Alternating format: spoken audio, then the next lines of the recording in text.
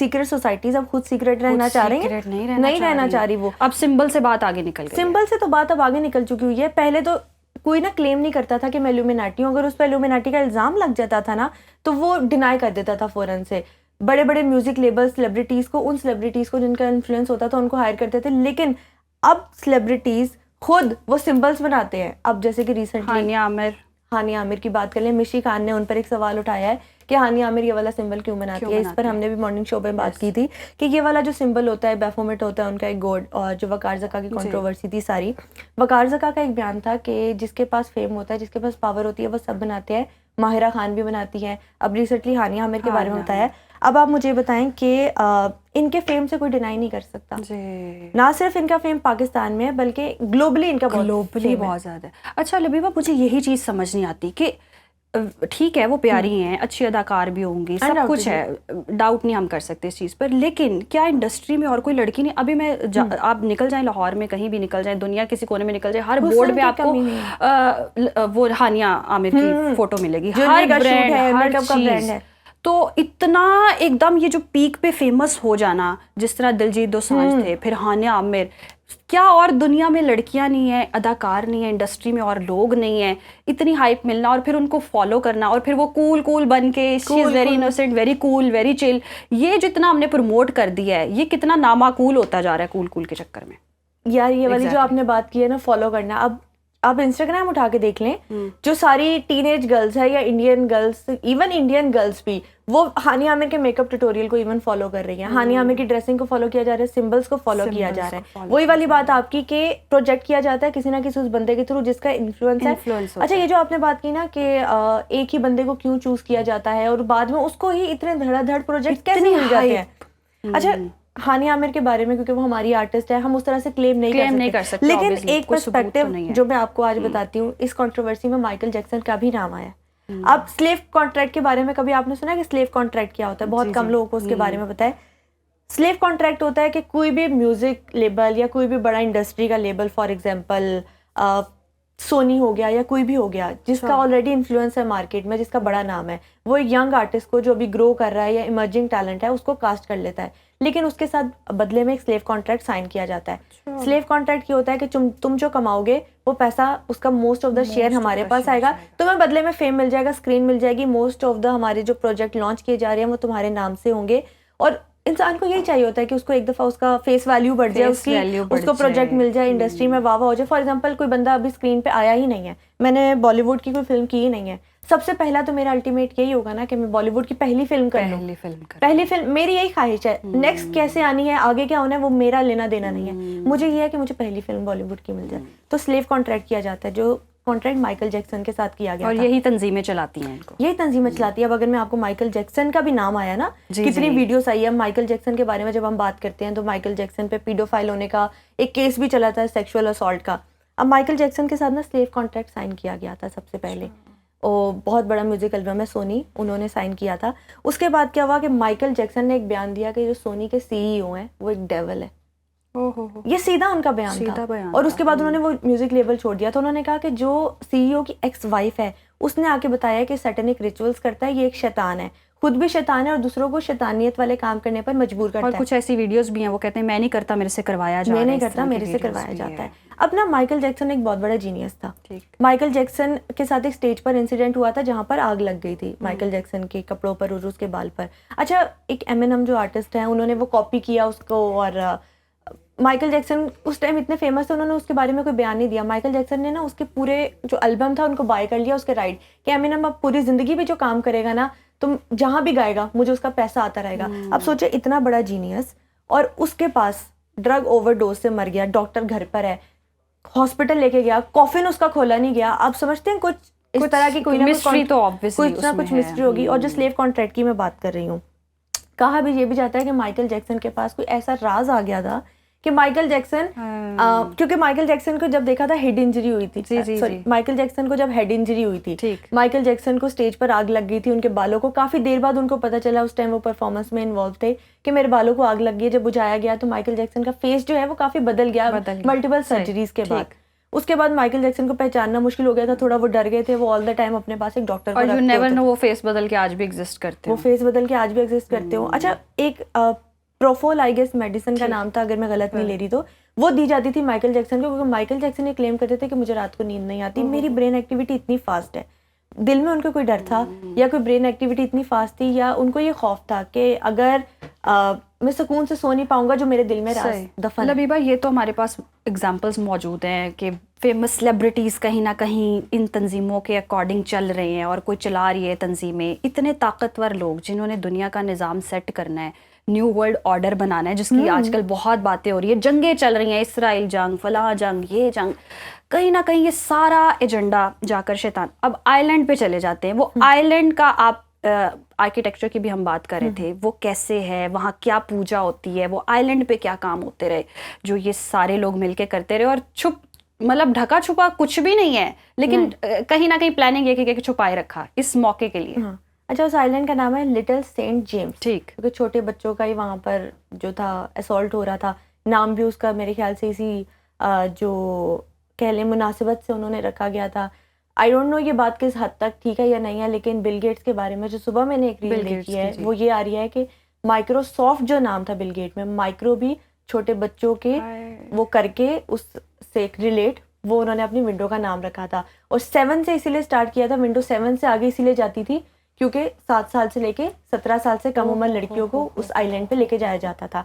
अब I don't know conspiracy theory है, इसमें कितनी रियलिटी है, लेकिन यही बात है ना, लेकिन हमें कॉन्स्पिरेसी थ्योरी कह के उलझा दिया जाता है, कंफ्यूज। लेकिन आप सारे डॉट्स जोड़ें तो मिलते यही हैं। इतना अगर कुछ नहीं है तो ये साइंस, सिंबल्स, हर चीज की रियलिटी क्यों इतनी सामने आ रही है? ताकतवर क्यों गोश्त खा रहे थे? क्यों? कोई समझ नहीं ना, मतलब ये तो समझ से बालत है। शैतान को खुश करने वाला है ना, तो वो तो पूरी अपनी तैयारी कर रहे हैं। हम मतलब बेखौफ होके या तो उनके एडिक्ट हो चुके हैं, हर चीज़ के ब्रांड कॉन्शियस हो चुके हैं, उनके सारे सिस्टम के अकॉर्डिंग चल रहे हैं, दवाइयाँ उनकी खा रहे हैं, इलाज उनसे करा रहे हैं, वो प्रोसेस फूड जो आ रहा है वो भी सब कुछ हो रहा है, मतलब वो फैल चुके हैं, हम उनके एडिक्ट हो चुके हैं। वो जो शैतान का काम था ना इंसानों को गुमराह करना, शायद वो वाला मरहला बहुत पार हो चुका है उससे। शैतान ने तो रोज़े क़यामत तक इंसान के दिल में वसवसे डालने ना, वो तो कहता है कि मैं पुलिस से रात पे भी जब हूँगा तब भी वहाँ से जो लोग गुजरे होंगे उनको बहकाऊंगा वहाँ पर, क्योंकि उसने तो अल्लाह से मोहलत ली हुई है, उसने अपना काम पूरा करना है। लेकिन इंसान ये भूल गया है कि जिसको अशरफुल मखलूकात, जिसको खलीफा अल्लाह ने बना के भेजा है और जिसको दर्द दिल के लिए पैदा किया गया है,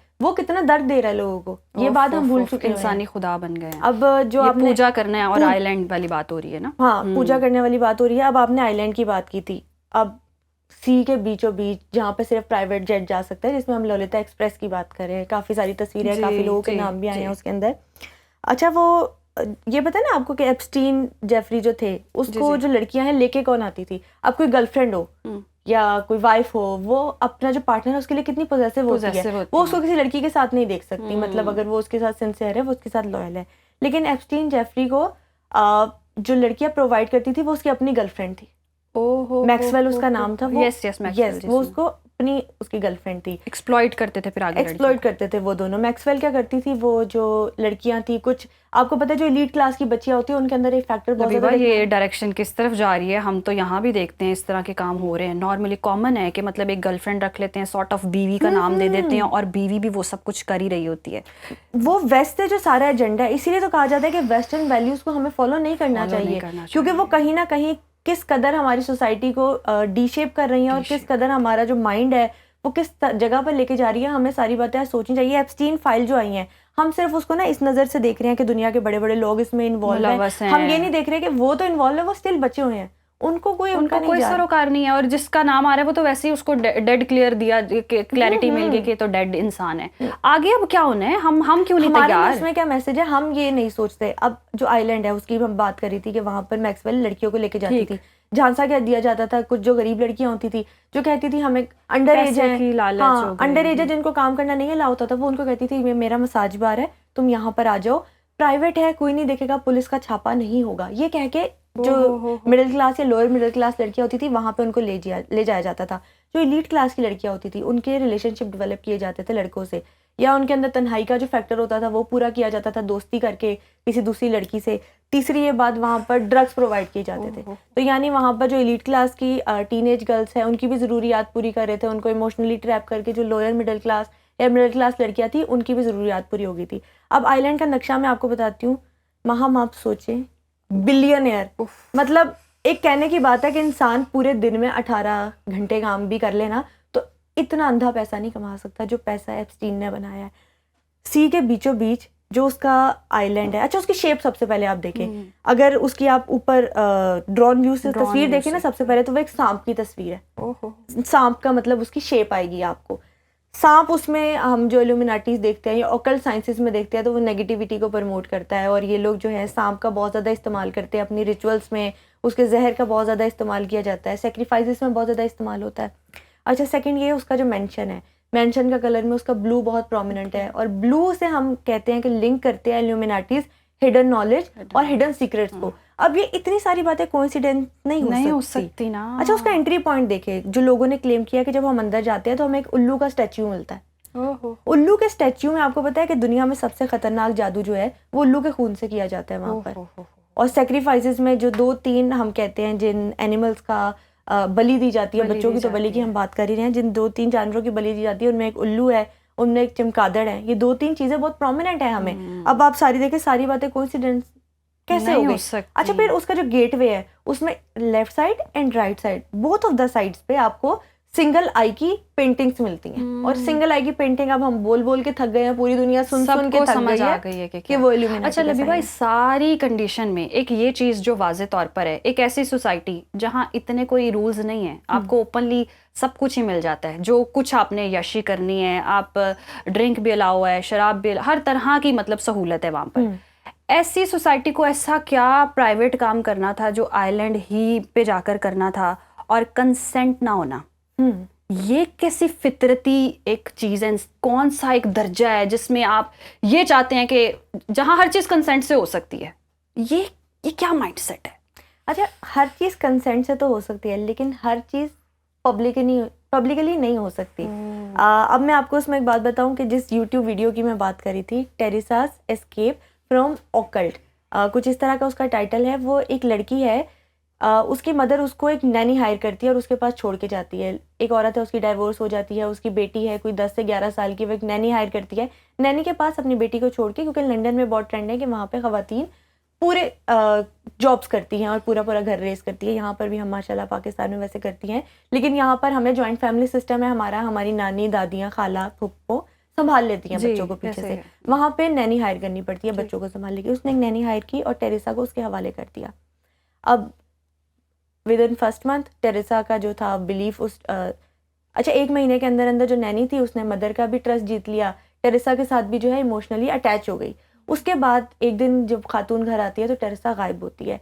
टेरेसा रिकवर किया गया, टेरेसा को 5 साल की थी जब उसके हवाले किया गया। टेरेसा को रिकवर किया गया जब टेरेसा 15 साल की थी, और टेरेसा अकेली वापस नहीं आई, टेरेसा एक 4 साल की बच्ची के साथ वापस आई। यानी टेरेसा 11 साल की उम्र में एक 4 साल की बच्ची की माँ थी। उसने वहां पे जाके जो इंकशाफात किए, मतलब रोंगटे खड़े हो जाते हैं वो मैं सुन के। जब मैंने वो वीडियो सुनी, मैं आपको बताऊं, उसने बताया कि मुझे एक कॉफिन में डेली लिटाया जाता था और उसके अंदर कीड़े मकोड़े और स्पाइडर होते थे, और जब मैं बहुत ज़्यादा रोती थी, बहुत ज़्यादा चिल्लाती थी, तो मुझे कहा जाता था तुम्हें इस शर्त पे बाहर निकाला जाएगा जब तुम शैतान को खुश करने में हमारी मदद करोगी।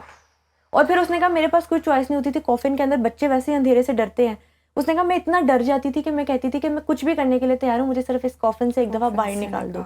कॉफिन से बाहर निकालने के बाद उसने कहा कि जो बच्ची बाहर आके, ग्रुप होता था पूरा कोई 70-80 लोगों का, बात नहीं मानती थी नैनी की, उसको वहाँ पर ही एक कैसल, उसने कहा कि जो उसने, तुमने कैसल देखा हुआ है जहाँ पे तुम्हें लेके जाया जाता था? उसने कहा मुझे कैसल का रास्ता नहीं आता क्योंकि मुझे रास्ते में ड्रग कर दिया जाता था कि मैं रास्ता याद ना रख सकूं। लबीबा, इस तरह की हम सारी मूवीज देखते हैं। आपने कल की मूवी का वो जिक्र किया, कल की का, ये मूवीज भी हैं, स्ट्रेंजर थिंग्स, ये जितने भी सीजन्स हम देखते हैं, ये सारा कुछ यही है, बच्चों पे ही सारी एक्सपेरिमेंट्स हो रहे होते हैं। अच्छा, बच्चों पे एक्सपेरिमेंट करने के हम इससे पहले जो हम अभी डिस्कस कर रहे थे मेकअप रूम में, कि बच्चों को ही क्यों टारगेट बनाया जाता है, ये बहुत एक इम्पॉर्टेंट सवाल है।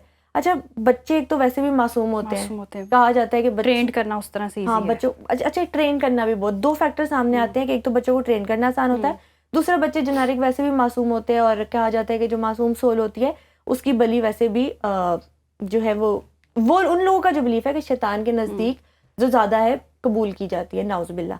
अब मैं आपको बताऊं कि एक ब्राइस टेलर है, उसका केस अगर किसी ने सुना हो, कि एक 5 साल की बच्ची जिसके फादर नेवल ऑफिसर थे, उनके पास क्लासिफाइड एक्सेस थी एलीट क्लास की।